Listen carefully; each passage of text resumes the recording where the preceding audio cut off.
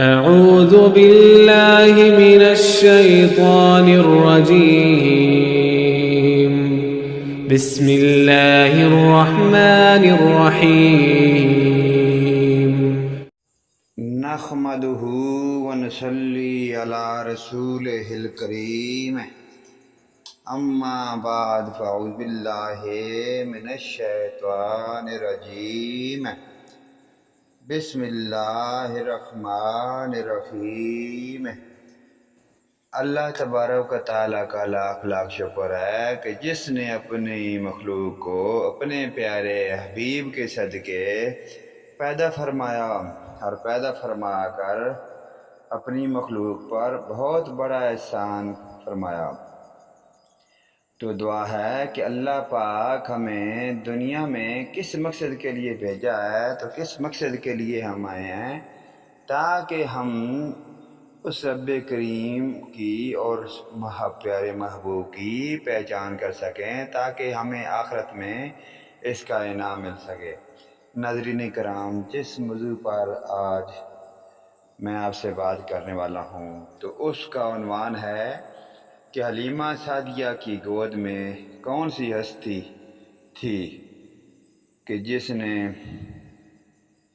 جو دنیا میں رحمت للعالمین بن کر آئی اور اپنی مخلوق کے لیے دنیا سے پردہ فرمانے تک دعائیں کرتے رہے۔ تو چلیے ناظرین اس عنوان کی ٹاپک شروع کرتے ہیں۔ تو اس زمانے میں عرب کا دستور تھا کہ جب ان کے گھر کوئی بچہ ہوتا تو وہ دیہات سے آنے والی دائیوں کے حوالے کر دیتے تھے، تاکہ دیہات میں بچے کی نشو و نما بہتر ہو اور وہ خالص عربی زبان سیکھ سکے۔ دائیوں کا قافلہ مکہ میں داخل ہوا تو انہوں نے ان گھروں کی تلاش شروع کی جن میں بچے پیدا ہوئے تھے۔ اس طرح بہت سی دائیاں جناب حضرت عبدالمطلب رضی اللہ تعالیٰ عنہ کے گھر بھی آئیں۔ نبی کریم صلی اللہ علیہ وآلہ وسلم کو جب انہوں نے دیکھا، لیکن جب انہیں معلوم ہوا کہ یہ بچہ تو یتیم پیدا ہوا ہے، تو اس خیال سے چھوڑ کر آگے بڑھ گئیں کہ یتیم بچے کے گھرانے سے انہیں کیا ملے گا۔ اس طرح دائیاں آتی رہیں جاتی رہیں، کسی نے آپ کو دودھ پلانا منظور نہ کیا، اور کرتی بھی کیسے۔ یہ سعادت حضرت حلیمہ رضی اللہ تعالیٰ عنہ کے حصے میں آنا تھی۔ جب حلیمہ سعدیہ مکہ پہنچیں تو انہیں معلوم ہوا سب عورتوں کو کوئی نہ کوئی بچہ مل گیا ہے اور اب صرف وہ بغیر بچے کے رہ گئی ہیں، اور اب کوئی بچہ باقی نہیں بچا۔ ہاں، ایک یتیم بچہ ضرور باقی ہے جسے دوسری عورتیں چھوڑ گئی ہیں۔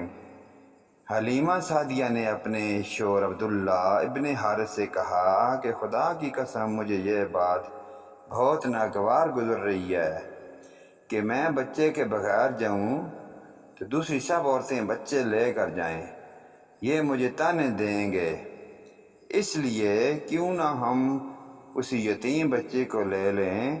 عبداللہ بن حارث بولے، کوئی حرج نہیں، ہو سکتا ہے کہ اللہ اسی بچے کے ذریعے ہمیں خیر و برکت عطا فرما دے۔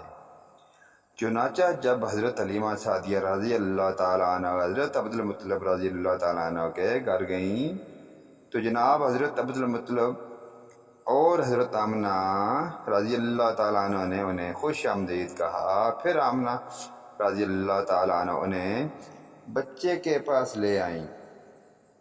آپ اس وقت ایک اونی چادر میں لپٹے ہوئے تھے، وہ چادر سفید رنگ کی تھی، آپ کے نیچے ایک سبز رنگ کا ریشمی کپڑا تھا، آپ سیدھے لیٹے ہوئے تھے، آپ کے سانس کی آواز کے ساتھ مشک کی سی خوشبو نکل کر پھیل رہی تھی۔ سبحان اللہ سبحان اللہ سبحان اللہ۔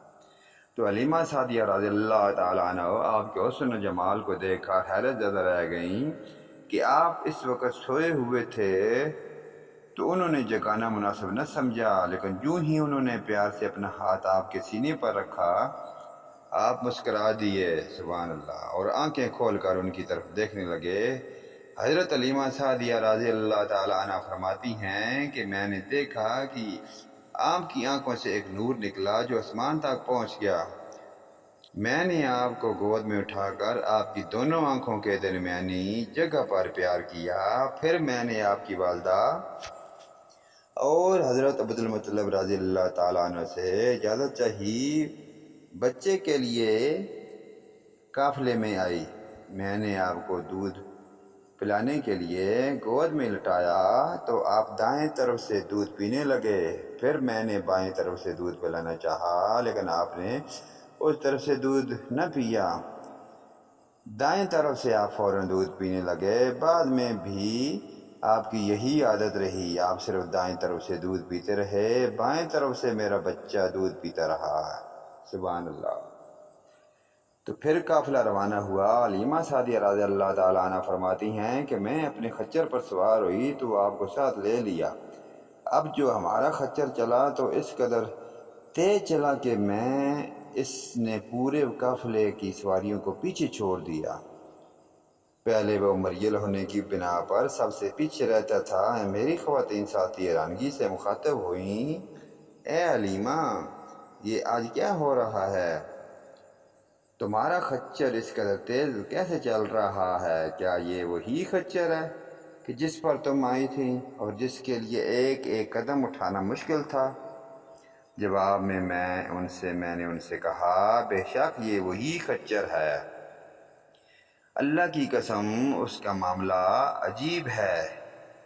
پھر یہ لوگ بنو سعد کی بستی پہنچ گئے۔ ان دونوں دنوں یہ علاقہ خشک اور قحط زدہ تھا۔ حلیمہ سعدیہ رضی اللہ تعالیٰ عنہ فرماتی ہیں، اس شام جب ہماری بکریاں چر کر واپس آئیں تو ان کے تھن دودھ سے بھر چکے تھے، جبکہ اس سے پہلے ایسا نہیں تھا۔ ان میں سے دودھ بہت کم اور بہت مشکل سے نکلتا تھا۔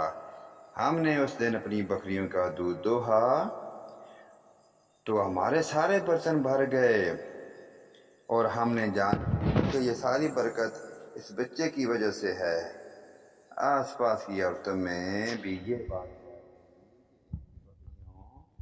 تو بدستور بہت،